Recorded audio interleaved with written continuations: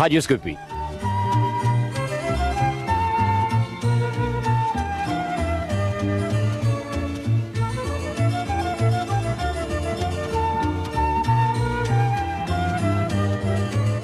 Radioscopie.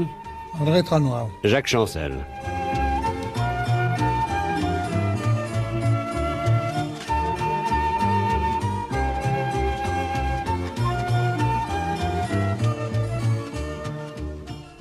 Mon invité aujourd'hui, André Tranois, président fondateur de l'Association des paralysés de France. Si vous avez créé cette association, cette fondation, André Tranois, c'est parce que vous aussi, vous avez été frappé par le mal. Vous avez 70 ans, dont 52 de paralysie totale. Vous avez été frappé à 18 ans par la poliomyélite et vous êtes resté tétraplégique ou quadriplégique, c'est-à-dire complètement paralysé. Je dois dire qu'il faut assumer et assurer une vie après cela. Et on a l'impression que pour vous, tout s'est tout de même très bien passé. Eh bien, c'est assez relatif. Et il faut dérouler ça dans les longueurs du temps. Parce qu'il est certain que quand à 18 ans, j'ai été foudroyé ainsi par la poliomyélite, il n'y avait pas de vaccin à ce moment-là, donc la médecine était totalement désarmée. Je n'avais pas la moindre idée, d'abord, que je resterais paralysé, et ensuite qu'il serait imaginable d'avoir une association, j'allais dire un syndicat, de paralysés.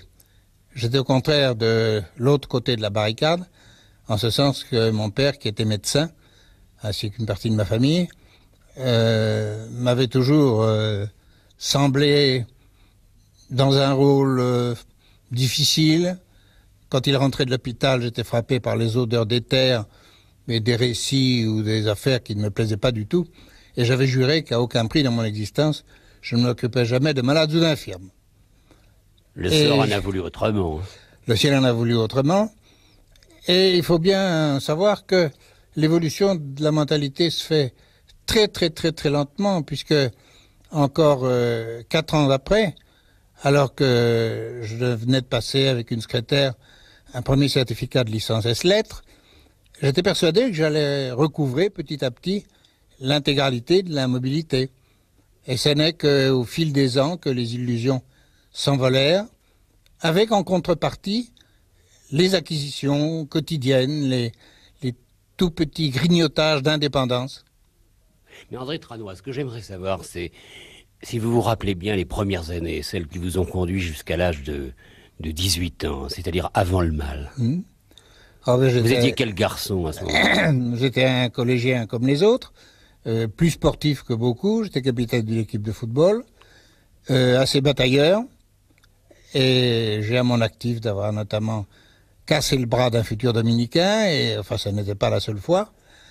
Donc vraiment, rien ne prédisposait à l'immobilité. Au contraire, j'étais un élève moyen, déjà passionné d'histoire, mais sans plus. Et vraiment, je n'avais aucune espèce d'idée de ce qui pouvait m'attendre, et surtout de ce qu'on pouvait tirer de l'immobilité, qui me paraissait un état tout à fait extraordinaire. J'ai souvenir, étant gosse, de m'être promené au jardin du Luxembourg et d'avoir vu un garçon de mon âge qui était allongé dans un grand chariot de Berck et promené par sa mère ou je ne sais qui. Et pour moi, c'était vraiment un étranger complètement. Je disais, comment peut-on être comme ça? C'était le monde des malades, c'était... Vous ne vous étiez jamais arrêté près de lui? Oh, surtout pas. Vous ne vouliez pas même lui parler? Non, j'étais allergique, ce qui me permet d'ailleurs maintenant de beaucoup mieux comprendre les difficultés qu'ont les valides, ou ce qu'on est convenu d'appeler les bien portants, à s'approcher des handicapés, parce que ils se demandent toujours quelle espèce c'est, si ça se casse, si ça mord, si ça pique. Enfin, ils ne savent pas très bien par quel bout le prendre, et je crois que nous, il faut le prendre avec bonne humeur. Mais André Tranois, ces premières années vous paraissent-elles appartenir à un vert paradis, ces 18 premières années? Vous voudriez les revivre? Du point de vue de la motilité, certainement. Mais mon père avait disparu à la guerre.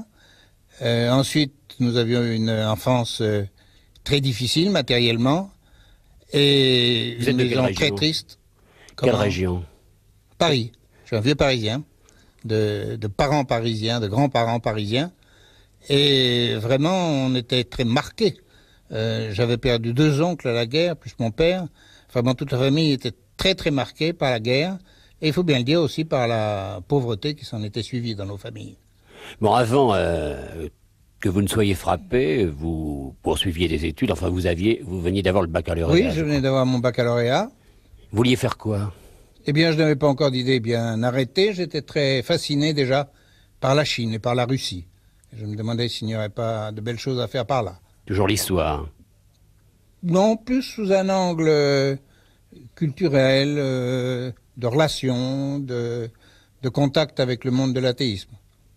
Mais vous avez été frappé par la poliomyélite et on peut dire que maintenant, de ce côté-là, on est beaucoup plus tranquille. Oh, fort heureusement, grâce à la vaccination, le vaccin a été inventé par l'épine en France et Salk aux États-Unis, je crois que c'est en 1954, et maintenant, normalement, toute la jeunesse, et même au-delà, devrait être vaccinée, on ne devrait plus voir de poliomyélite dans des pays comme la France.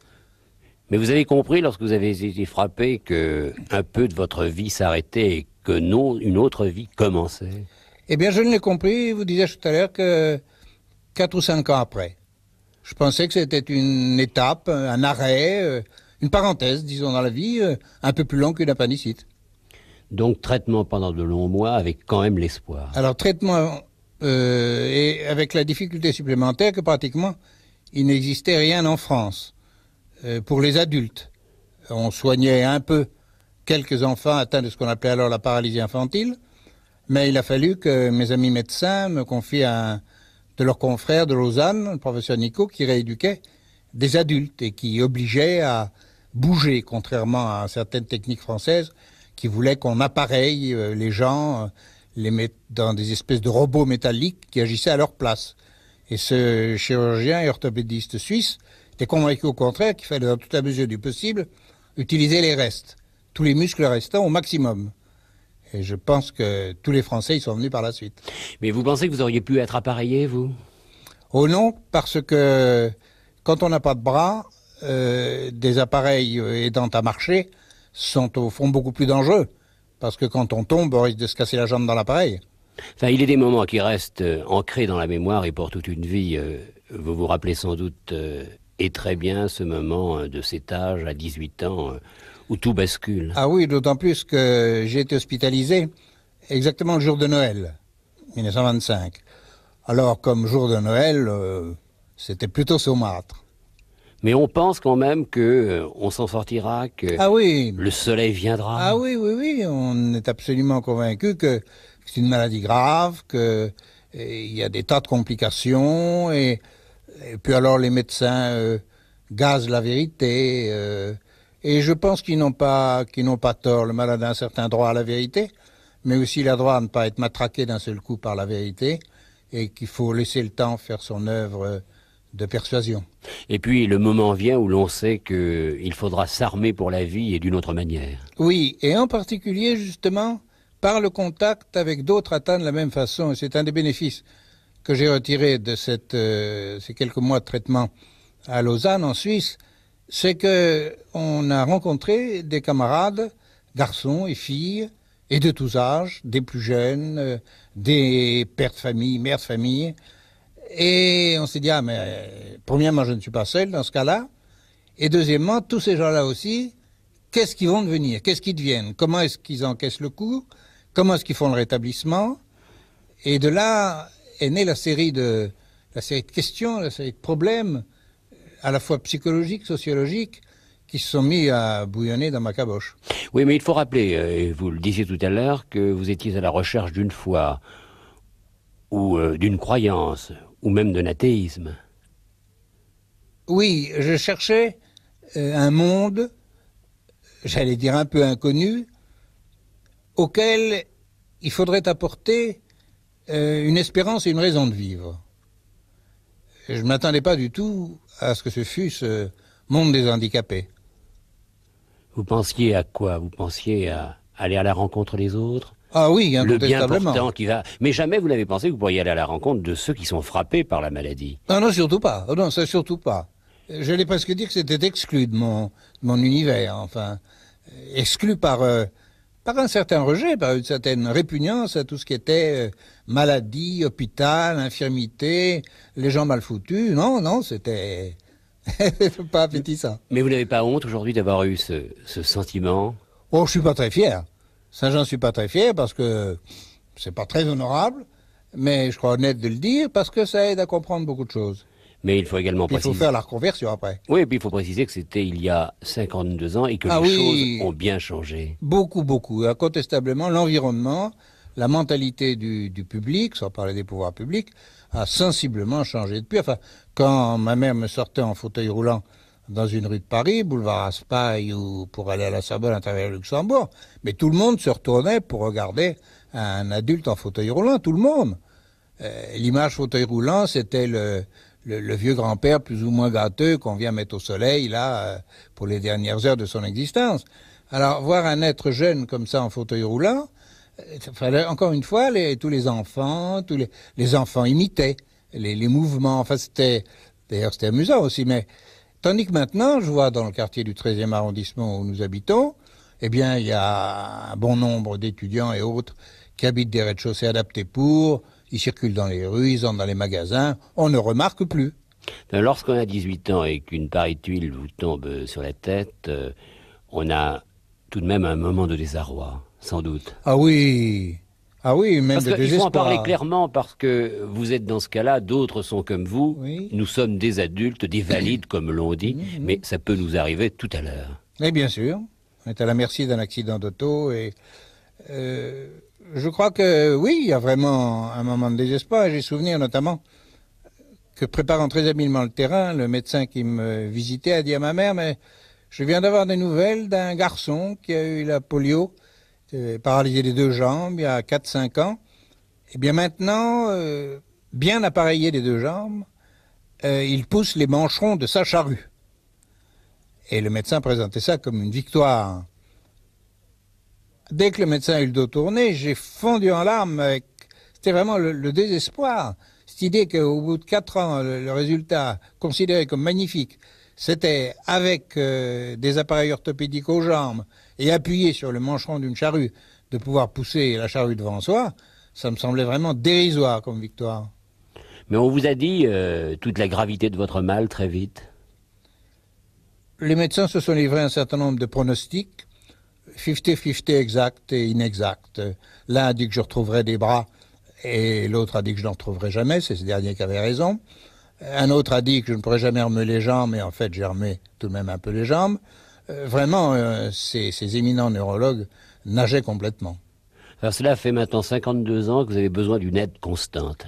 Oui, ça c'est le problème, j'allais dire dramatique, dans des quantités de circonstances, et que j'ai pu toucher du doigt malheureusement de façon très cruelle un certain matin où ma mère était sortie pour faire des courses et me laissant dans mon lit comme d'habitude, et puis elle devait me lever en rentrant, et puis elle n'est pas rentrée. Elle n'est pas rentrée, la chance a voulu qu'une femme de ménage vienne, passe, et d'autre part que le kinésithérapeute qui me faisait faire quelques gymnastiques arrive à son tour et a pris la clé chez la concierge. Alors, ils se sont occupés de moi, très gentiment, et jusqu'à 6 heures du soir, et je n'ai absolument rien su. Et à 6 heures du soir, un message m'est venu de l'hôpital Laennec me disant votre mère a été renversée par une automobile ce matin, boulevard Raspail, à 7h30 du matin, et transportée sans connaissance à l'hôpital. Mais je crois qu'elle va s'en tirer. Point à la ligne. Alors, on se trouvait là, vraiment dans la situation type, je dirais, de l'abandon total, du garçon ou de la fille handicapée totalement dépendant, et qui est brutalement privé de la personne qui lui est indispensable pour vivre, dirais-je, ou pour survivre. Alors, on s'est organisé, des amis ont trouvé une garde malade, enfin, petit à petit. Et des cas de ce genre, malheureusement, ne sont pas si rares. On parlait il y a quelque temps d'un de nos camarades qui vivait avec sa mère dans les environs de Compiègne, dans une petite maison, dans un village. Il habitait une chambre et sa mère la chambre d'à côté. Lui, totalement dépendant aussi. C'était un infirmateur cérébral, intelligent, mais totalement dépendant. Et une nuit, sa mère est morte d'une crise cardiaque, dans la pièce à côté. Il ne pouvait pas appeler, il ne pouvait rien faire. Un jour s'est passé, 2 jours se sont passés, 3 jours. Et au 4e jour, les voisins se sont inquiétés que les volets restent fermés. Ils sont venus voir ce qui se passait. Et ils ont trouvé dans une pièce la maman morte et dans l'autre le garçon dans l'état que vous pouvez imaginer. Et issue immédiate pour lui, ça a été l'hospice de Compiègne, et puis c'est tout. Vous ne pouvez pas être seul, vous êtes condamné à être accompagné. Ah, absolument. Absolument. Alors, c'est ici qu'intervient la part de chance. Après la mort de ma mère, il y avait évidemment des moments excessivement difficiles. Ensuite, j'ai eu la grande chance, étant devenu étudiant à Angers, de trouver une infirmière qui a été vraiment une tierce personne, comme on dit, un jargon administratif, vraiment d'un dévouement et d'une affection assez extraordinaire. Et puis alors, le plus extraordinaire, c'est quand j'ai trouvé en Anjou la femme de ma vie, au moment aussi où je m'y attendais le moins, car je n'avais pas imaginé une seconde qu'un grand handicapé puisse fournir un foyer et se marier. Nous y reviendrons car ça, c'était le recommencement. J'ai la chance, André Tranois, de rencontrer souvent des hommes ou des femmes comme vous. Je dis la chance parce qu'à votre contact, on apprend beaucoup. Et j'en sais quelques-uns qui parfois pensent à mourir, on ne peut pas leur en vouloir. Ah, sûrement pas. Comment vous réagissez vous devant eux? Parce que maintenant, vous avez assumé toute votre vie. Cela fait 52 ans que vous êtes ainsi et que vous aidez les autres. Oui, mais je pense que malgré tout, il y a des... On ne peut jamais se mettre complètement à la place d'un autre, c'est un idéal, mais on ne peut jamais se mettre dans le vécu, dans la peau de l'autre. Et par conséquent, je pense que il y a vraiment des cas intolérables, et en particulier pour ceux qui n'ont pas une foi religieuse et qui par ailleurs souffrent d'une souffrance physique ou morale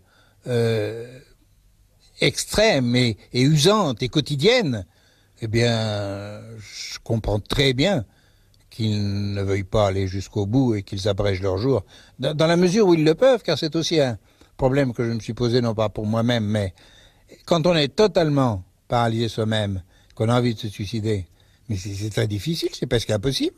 Vous ne le pourriez pas. Mais ce serait très difficile. Il faudrait des astuces machiavéliques pour que quelqu'un mette à votre portée je ne sais quel instrument vous permettant de vous pendre un cordon de sonnette ou je ne sais pas quoi, ou bien un médicament que soi-disant on n'arriverait pas à atteindre, et puis on sait qu'en faisant tel petit geste, on arrivera quand même à l'atteindre. Enfin, ce serait vraiment une performance. Enfin, André Tranois, paralysé des bras et des jambes, vous avez quand même poursuivi vos études après ce choc, après ce coup. Oui, ça a été une de mes chances, car très vite, un de mes anciens professeurs, qui était resté fidèle, les fidèles sont rares dans ce cas-là, les camarades, les professeurs, l'environnement... Tout le monde vous abandonne en ce cas-là? Oh, 90%. Aujourd'hui encore? Comment? Aujourd'hui encore? Oui, il y a une coupure dans la vie. Il y a une coupure, ce que j'appelais une parenthèse tout à l'heure. Et pendant ces 4 années, tous mes camarades devenaient agrégés, polytechniciens, etc. Ils continuaient leur chemin, et le blessé au bord de la route, on l'abandonne. Alors, il y en a un qui m'a quitté, il est venu me voir, et puis il m'a laissé un bouquet de fleurs. Je trouvais que c'était gentil comme attention. Mais il n'est jamais revenu. Vous en avez souffert? Souffert, oui, mais cela m'a permis peut-être d'apprécier davantage alors les quelques fidèles, car il y en a eu. Il y en a eu 2 ou 3 qui jamais n'ont lâché, l'un en particulier, ingénieur électricien, qui venait aider ma mère à me faire des traitements électriques, un autre qui m'aidait à faire quelques pas dans ma chambre. Enfin, il y en a eu quelques-uns qui ont été tout à fait extraordinaires, notamment un de ceux avec qui j'avais fait de la montagne, qui était un de mes amis d'enfance, car j'avais fait, pas de la grande montagne, parce que j'étais trop jeune, mais beaucoup de montagnes tous les étés avant la polio. Et il m'est resté d'une fidélité continue, y compris jusqu'à aujourd'hui. Les résultats sont-ils les mêmes pour ceux qui concernent ceux qui sont frappés par la poliomyélite ou ceux qui sont victimes d'accidents?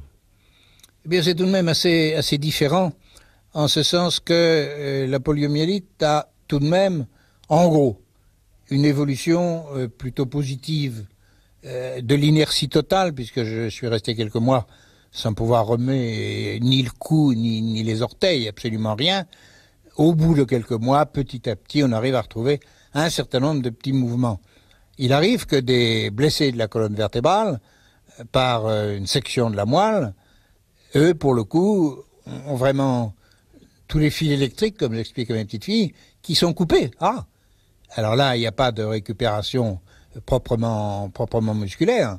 Et d'autre part, alors nos camarades victimes des accidents de la route, c'est d'ailleurs une des raisons pour lesquelles nous avons créé récemment une section spéciale d'information sur les accidentés de la route, parce que ça fait trop de problèmes, eh bien, ils ont des complications, souvent, tandis que dans la poliomyélite, les nerfs sensitifs restent intacts, et quelquefois même particulièrement sensibles.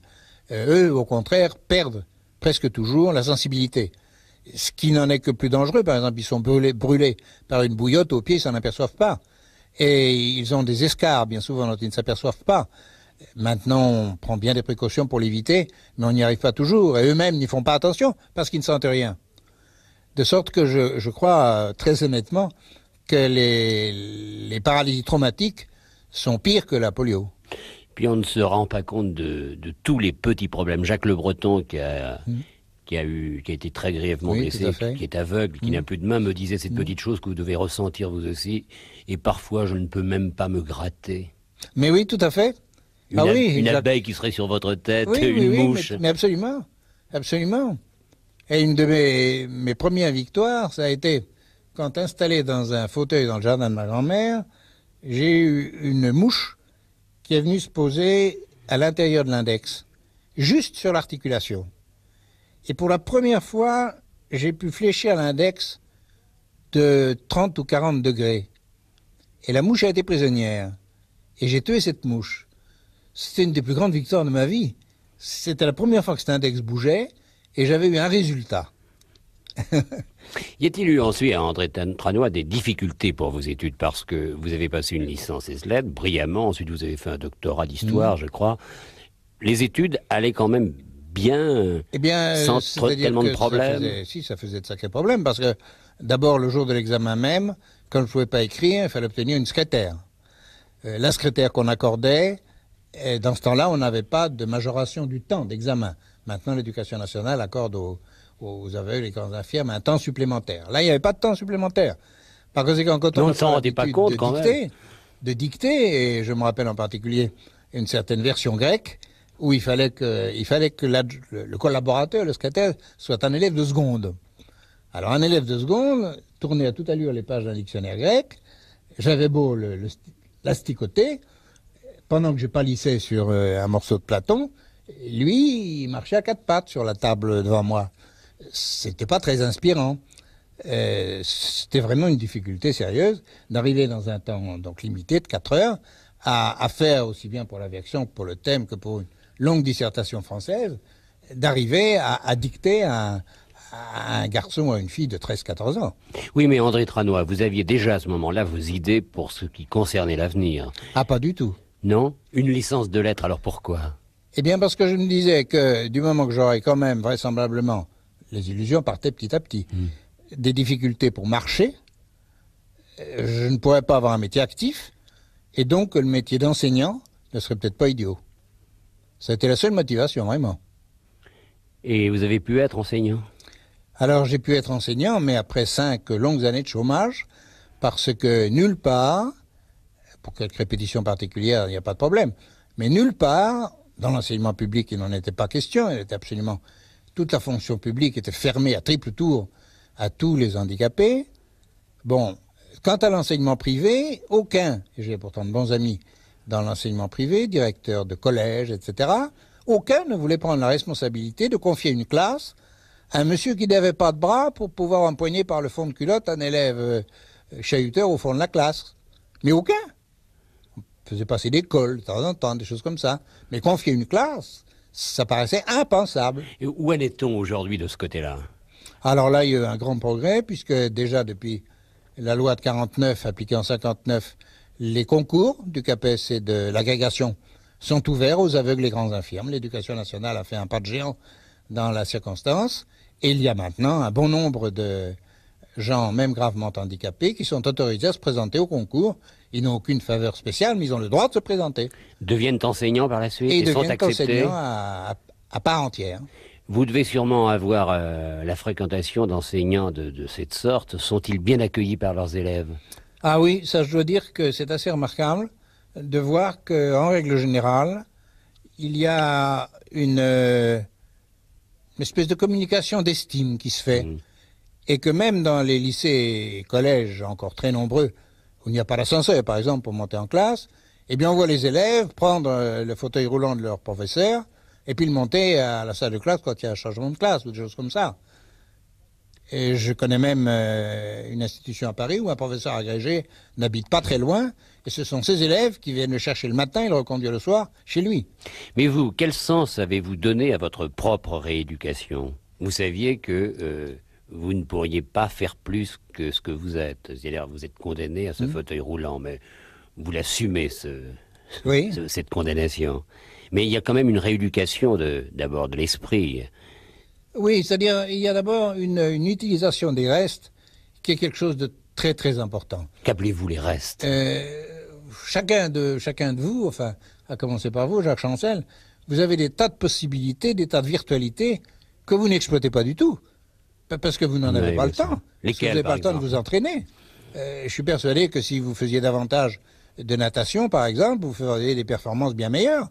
De même, je ne sais pas dans quelle mesure vous avez le temps de cultiver un art graphique ou musical ou autre, mais on n'a pas le temps, on ne peut pas tout faire. Mais bien sûr. Bon, donc on élague. Donc il y a une très grande marge de possibilités inexploitée dans un individu. Et le jeu consiste, alors quand on est privé d'une grande partie de ses moyens, à exploiter au maximum ce qui reste, dans tous les domaines, intellectuels et même, il ne viendrait jamais à l'idée qu'avec un bout de doigt, on peut arriver à déclencher un téléphone, à faire un... Je me rappelle avoir dessiné, avoir même gagné un prix à un concours de dessin après ma 5e année de polio. Ben, ça paraissait assez impensable et j'ai vu de mes yeux vus la semaine dernière un garçon tétraplégique, brillant ingénieur, et qui appelait au téléphone simplement en tenant un stylet dans sa bouche, et il faisait le numéro au téléphone comme ça. Et ben voilà, quoi. Mais pour en arriver là, faut-il une volonté surhumaine ou est-ce plutôt la vie qui vous force à être... Je crois qu'il y a les deux. Il y a les deux, évidemment. La maladie ou l'accident ne change pas le tempérament d'un individu. Bon, la chance a voulu que je sois batailleur de tempérament. Et un peu trop pour le goût de mes voisins, même au collège. Bon. Les batailleurs s'en sortent. Alors, les batailleurs s'en sortent. Celui qui, congénitalement, je dirais, naturellement, sera une nouille, si j'ose ainsi m'exprimer, eh bien, il est bien évident qu'il n'arrivera pas à franchir l'obstacle. Et ce ne sera pas sa faute. Ce sera beaucoup trop fort pour lui. Et puis, vous avez occupé votre tête. Vous avez fait vos études, une licence lettres, un doctorat d'histoire, et puis vous avez écrit, enfin, des thèses. Oui, mais ça, justement, je crois que c'est une chose très importante, alors que je ne me sentais pas du tout une vocation d'intellectuel. Je me suis dit, bon, bah, puisque j'y suis, j'y suis. Et par conséquent, après avoir fait la licence de lettres, je me suis dit, bon, il ne faut pas en rester là, surtout puisque je n'arrivais pas à trouver de classe. Eh bien, on va essayer mieux, et j'ai préparé un doctorat d'histoire, moyennant quoi, là aussi, j'ai eu beaucoup de chance, parce que des archives qui avaient été fermées absolument à tout le monde m'ont été ouvertes, et je pense, en bonne partie, grâce à la polio. Car quand je me suis adressé à la famille de Montalembert pour demander des archives, tout le monde m'avait dit, mais vous ne les aurez pas plus que celles de Falloux en Anjou, tout ça, c'est encore plein de cendres chaudes, et on n'y touche pas encore. Et puis, ma foi, j'ai été introduit grâce à une amie des équipes sociales, de Garrick, qui était un de mes patrons et un de ceux qui m'ont appuyé dans l'existence. Et on m'a ouvert les archives qu'on avait ouvertes à personne. Mais pourquoi avoir choisi Montalembert? C'est aussi un peu le fruit d'un hasard.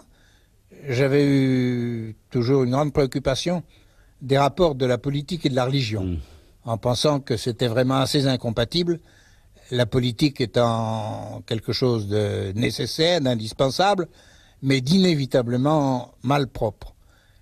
Et comme la religion, par principe, est quelque chose qui doit être aussi pur que possible, je disais, mais comment est-ce qu'on peut marier les deux?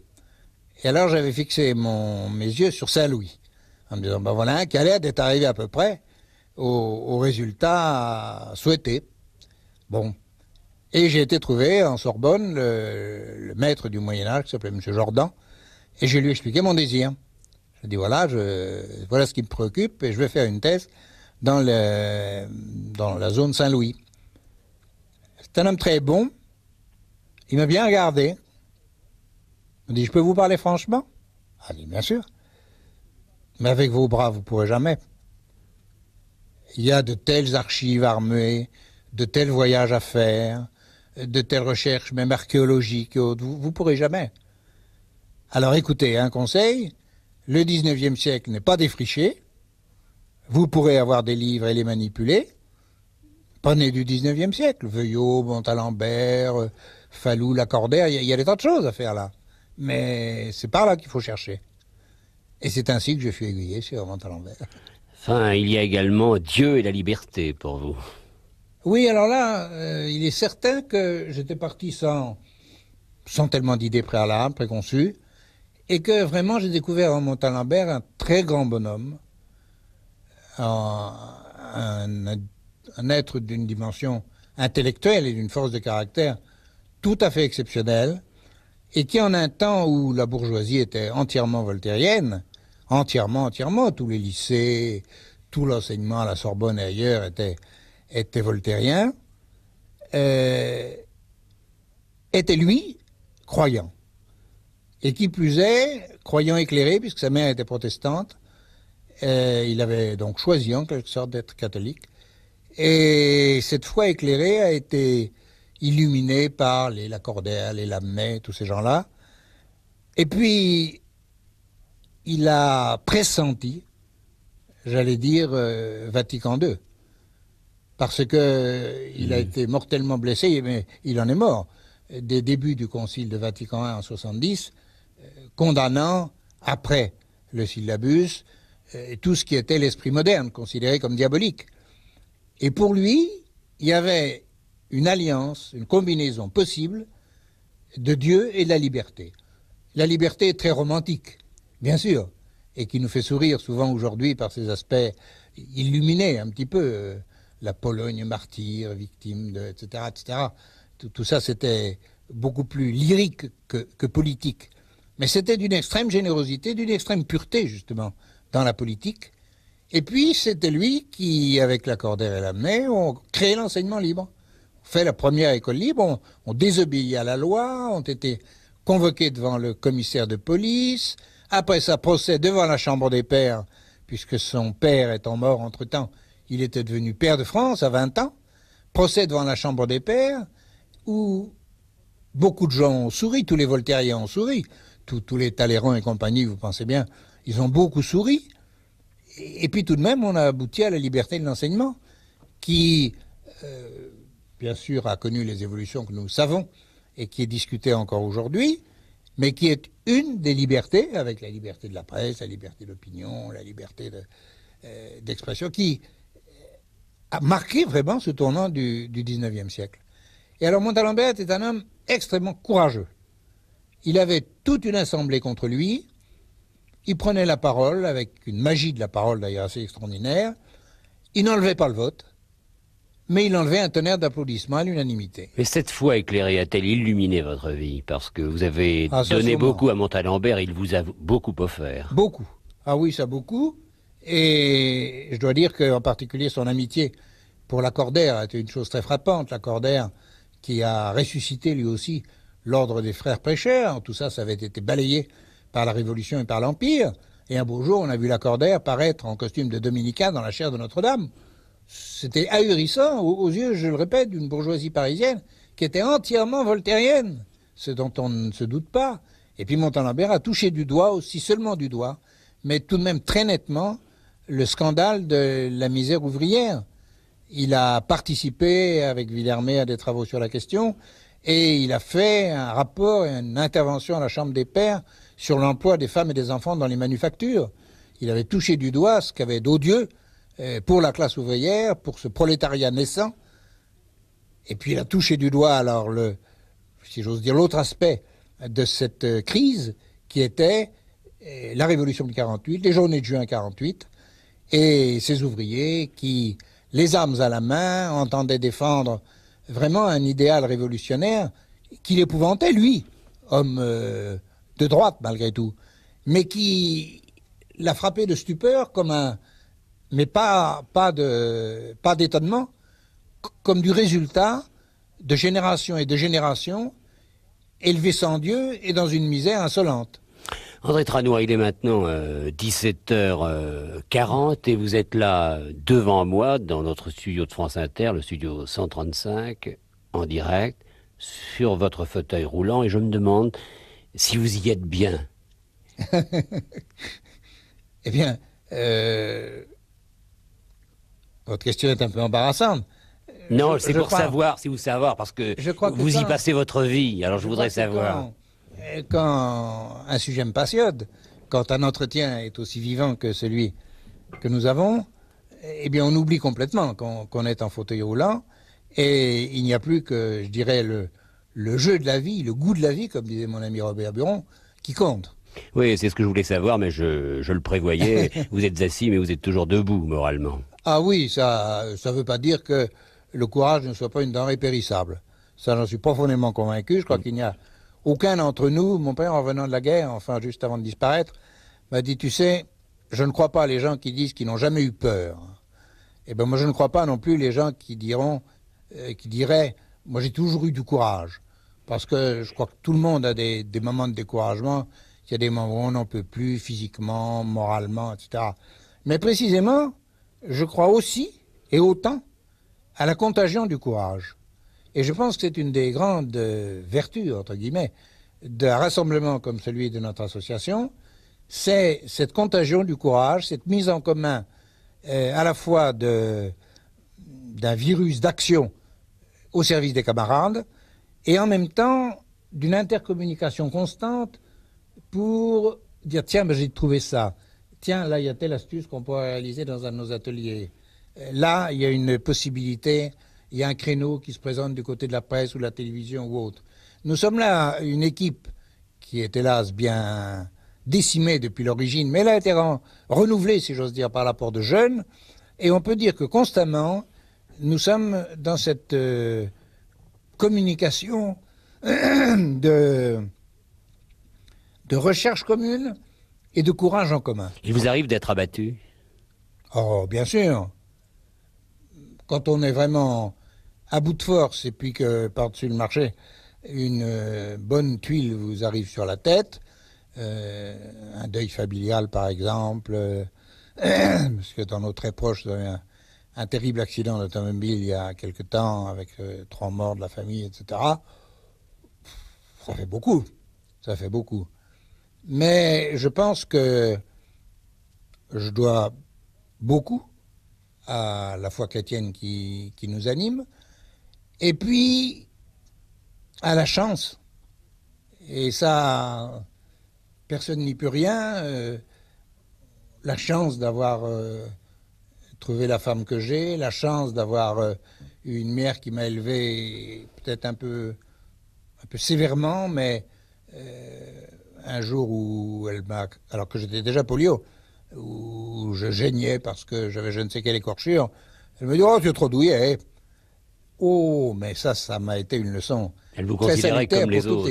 Mais exactement. Je crois que quand même la véritable naissance aura été le mariage. C'est-à-dire cette rencontre que vous n'espériez pas, que vous ne pouviez pas attendre. Avec ça a certainement été un second volet de l'existence, à la fois que je n'attendais absolument pas, comme vous le rappelez. Ça a été la grande joie de la naissance des enfants, d'avoir un foyer, ce qui ne m'était plus arrivé. Vous avez combien d'enfants? Depuis la mort de ma mère, 3. Depuis la mort de ma mère, je n'avais plus de foyer. Je vivais dans un foyer d'étudiants ou après ça, dans une chambre en ville quand j'ai été professeur. Alors les deux dates, si vous voulez, de grandes victoires. Ça a été quand j'ai été nommé enfin professeur à l'université d'Angers. Ça, c'était à la veille de la guerre, en 1939. Et alors là, j'avais enfin, après 5 ans de chômage, j'avais enfin un gagne-pain, des gens qui avaient misé sur moi et qui s'étant renseignés aux bonnes sources pour savoir où j'en étais de ma thèse, on dit, bon, bah, il est valable, on le prend comme chargé de cours et on le titularisera quand il sera docteur. Et puis deuxième chance, alors ça a été cette rencontre absolument imprévue, imprévisible et que nous dirions providentielle, avec ma femme qui était une angevine, j'allais dire de passage en Anjou, parce qu'auparavant elle habitait Paris, et qui s'est trouvée à la même salle à manger que moi, et dans le même local que moi où j'étais réfugié, les Allemands nous ayant chassés de l'université. Mais ce mariage a-t-il posé problème pour vous? Vous êtes-vous interrogé? Vous êtes-vous demandé, Ah oui, faut-il? oh ben oui. C'est d'ailleurs une des raisons pour lesquelles je pense, quand un handicapé se marie, ça a tout de même plus de chances de réussir que d'autres unions plus rapidement décidées, si vous voulez. C'est que précisément, étant donné le nombre important de problèmes posés, il faut beaucoup réfléchir et beaucoup prier avant d'y voir clair et prendre une décision. Maintenant, une fois que c'est fait, eh bien, comme de part et d'autre, on était bien décidés et on ne pèse jamais tout. Enfin, qu'on avait tout de même pesé beaucoup de choses, eh bien, je crois qu'on avait bien des atouts pour que cela réussisse. Et vos enfants vous accompagnent-ils bien dans la vie? Oh, les enfants sont très gentils, mais ça, je crois que c'est en partie à leur mère qu'ils le doivent, parce que justement, elle m'a toujours considéré, j'allais dire comme un papa quelconque, et ayant vis-à-vis des enfants, qu'il s'agisse de leur raconter des histoires ou qu'il s'agisse d'une punition, puisqu'il y avait encore quelques punitions dans ce temps-là. Bon, eh bien, le père et la mère de famille étaient à part égale dans le coup. Et le fait de trouver tout naturel d'avoir un papa paralysé, alors mon fils aîné disait, quand je serai grand et que je serai paralysé, etc. Pour lui, c'était dans la nature des choses qu'à partir d'un certain âge, le papa devienne paralysé.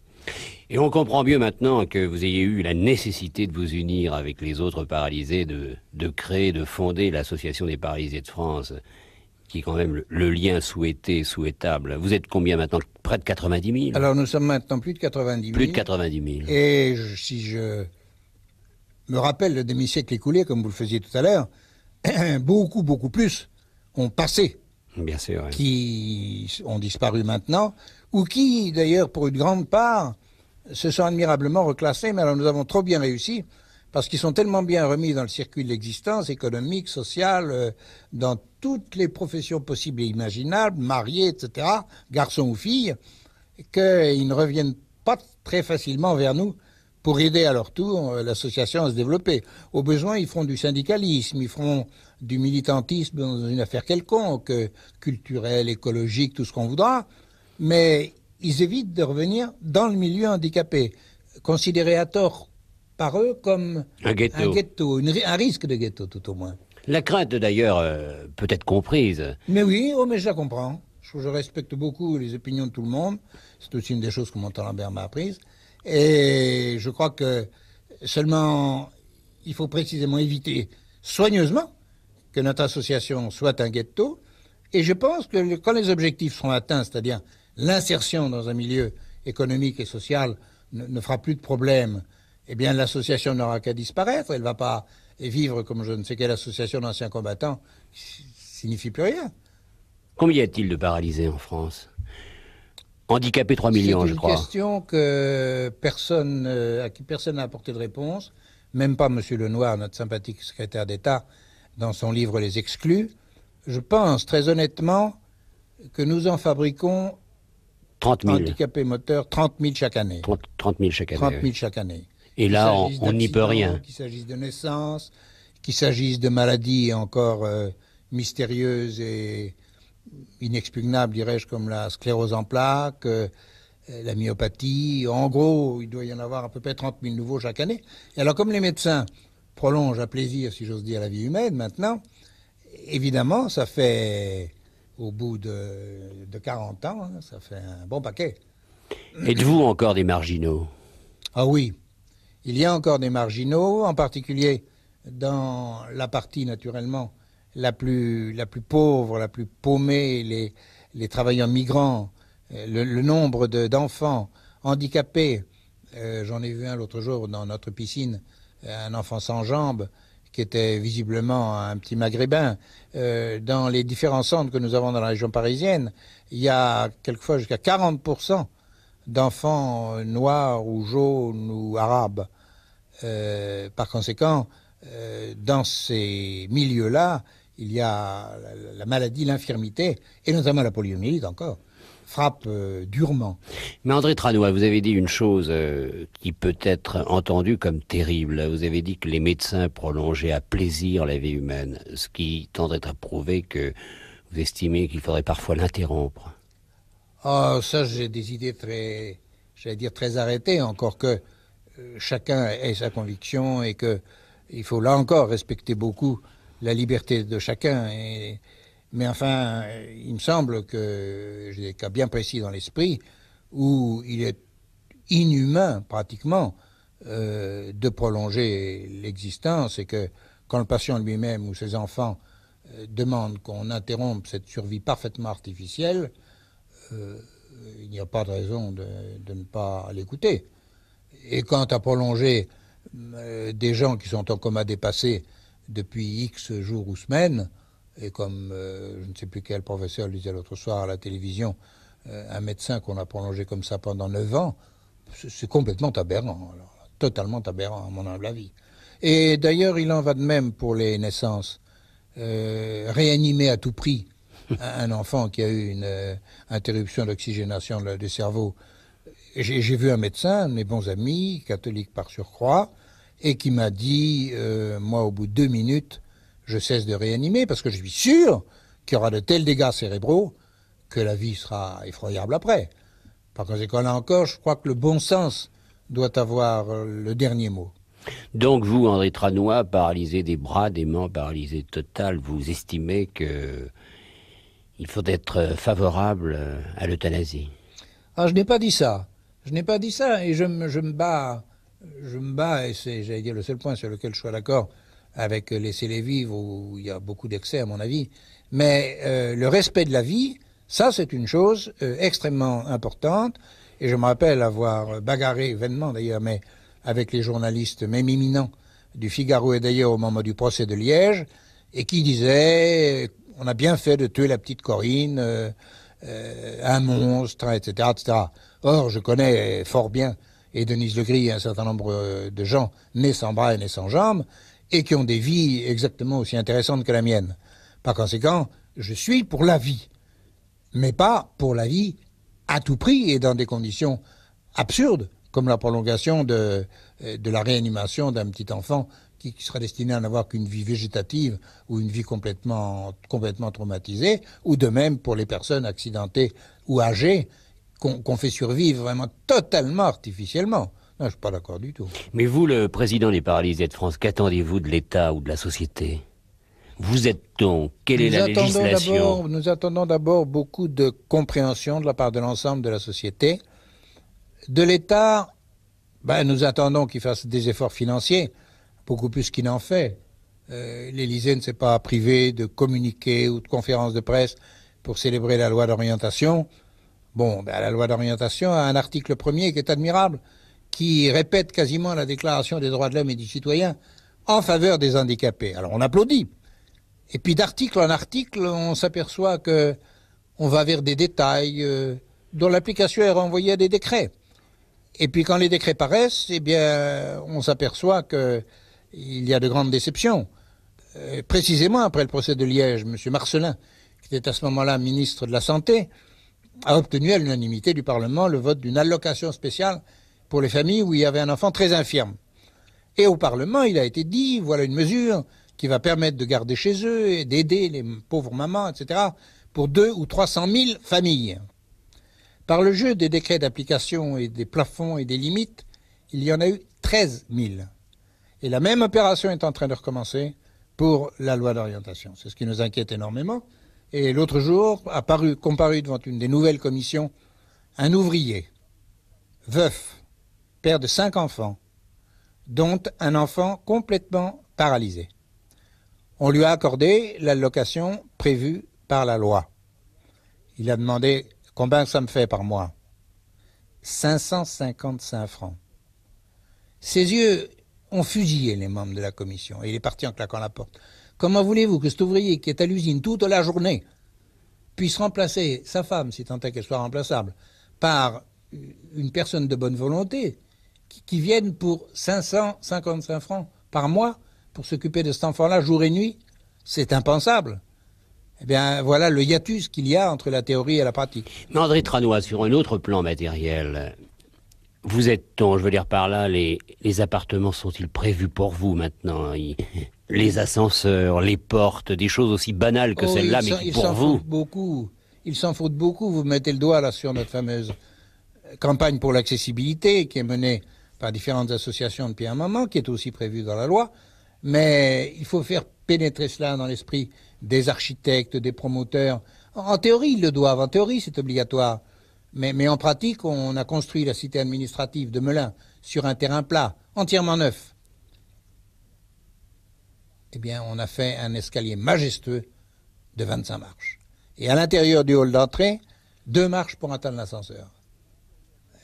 Voilà en pratique comment ça se passe. Cela veut dire qu'on n'y pense pas. On n'y pense pas, et ça dans toute la mesure où les auditeurs, et en particulier les architectes et puis les responsables administratifs, pourront vraiment en prendre conscience. Et puis, rien ne vaut au fond l'intervention sur place. On m'a cité dimanche dernier, où j'étais à Nantes, le cas d'une petite commune où il y a un centre d'handicapés, d'une centaine de garçons. Eh bien, la municipalité directement touchée par cette présence a rendu les postes et télégraphes accessibles, l'église accessible, la mairie accessible. Il suffit de quelques plats inclinés, il suffit d'abaisser le niveau du poste de téléphone, mais il faut y penser. Je m'aperçois, André Tranois, qu'en fauteuil roulant, on peut donner un sens à la vie. Vous lui en avez donné un, vous. Ah oui, ça sûrement, ça j'en suis profondément convaincu. C'est une belle réussite. Oui, bien sûr. Auriez-vous réussi de la même manière, complètement valide? Ah mais c'est pas du tout évident. Pas du tout évident, Je crois au supplément d'âme et je crois, comme je vous le disais tout à l'heure, beaucoup à la contagion du courage. Et quand je vois tel ou tel de mes camarades, justement, encore dimanche dernier, qui était dans un état, à la suite d'un accident d'auto, dans un état inimaginable, je me suis dit, bon, il est gonflé, il vient à la tribune, il parle, c'est pas le moment de lâcher. Pardonnez-moi de répéter cette question, mais tout à l'heure, vous l'avez dit vous-même, lorsque vous étiez valide, c'est-à-dire jusqu'à l'âge de 18 ans, vous regardiez d'un air très lointain, même vous ne regardiez pas du tout un infirme. Aujourd'hui, comment les valides se comportent-ils à l'égard des handicapés? Il y a toute la gamme possible des réactions, tout l'arc-en-ciel de plus d'indifférence que de de solidarité. Ah oui, bien plus entendu. d'indifférence. Ah oui. L'indifférence est la note dominante. Le rejet est vraiment rare. La solidarité se développe lentement mais sûrement. Et je crois que c'est l'espoir de l'avenir. Encore que notre civilisation très égoïste et très citadine et soit évidemment moins spontanément accueillante que la campagne. Mais au cours de ces 52 années passées sur un fauteuil roulant, qu'aurez-vous appris d'essentiel? Tout, en fait, mais... Oh, ben je crois que c'est l'amour qui est la clé de tout. L'amour des autres? L'amour des autres, oui. Et puis, au plan négatif, que le plus grand ennemi, c'est l'amour propre, sans aucun doute. Enfin, vous êtes content de vous, André Tranois? Ah ben ça serait très prétentieux, alors, parce que... Moins content des autres, parfois. À mon actif, un bon nombre de gaffes, un bon nombre d'échecs, ça, bien sûr. Mais je dirais, je ne regrette rien, et je pense que, avec, encore une fois, énormément de chance, et l'appui de beaucoup d'amis et de beaucoup d'amour, on a tout de même fait des choses bien, notamment à l'association des paralysés. Lorsque on est dans ma situation, on reçoit souvent des gens qui ensuite disparaissent, s'en vont ailleurs. J'ai appris tout à l'heure la mort de Berthe Bovy.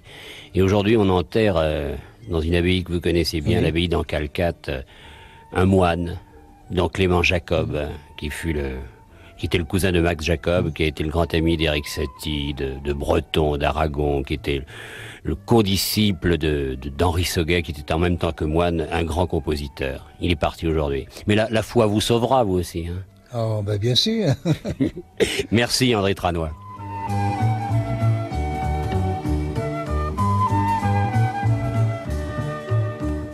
France Inter, bientôt 18h. J'ai accueilli aujourd'hui André Tranois, président des Paralysés de France. Il vous a raconté son expérience. Vous le savez, il vous l'a dit, paralysé à 18 ans. Il en a aujourd'hui 70 et il assumait bien sa vie. Demain, nous serons en direct de Toulouse, depuis la Maison de la Radio, FR3. Et je recevrai là-bas le professeur Jacques Ruffier, un chercheur, un savant, un hématologue. Et nous irons de la biologie à la culture. À demain. Bon.